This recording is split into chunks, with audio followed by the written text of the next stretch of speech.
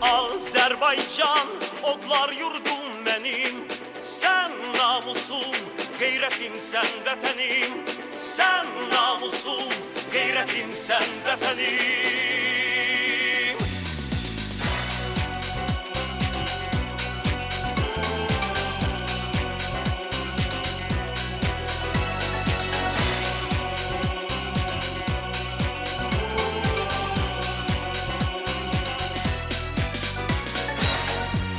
Sev vətəni, adını tut uca, qürur ilə söylə vətənim var. Hər bir qarış torpaq nurlu ocaq, igid oğul vətəni qoruyar. Uğrunda ölən varsa vətən var. Vətən anadır, biz övladıyıq.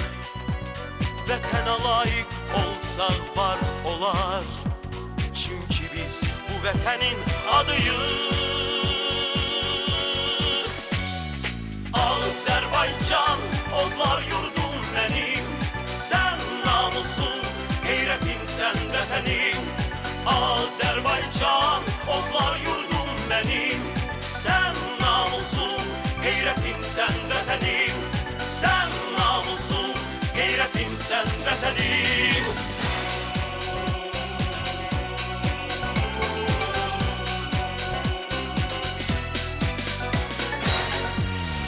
Öz yurdumun vəfalı oğluyam. Vətən mənim canım, varlığımdır. Mən əbədi vətənə bağlıyam. Vətən alın yazım, həyatımdır. Uğrunda ölən varsa vətən var. Vətən anadır, biz övladıyıq. Vətənə layiq olsaq var olar. Çünkü biz bu vətənin adıyıq. Azerbaycan, odlar yurdum benim. Sen namusum, gayretim, sen vətənim. Azerbaycan, odlar yurdum benim. Sen namusum, gayretim, sen vətənim. Sen namusum, gayretim, sen vətənim.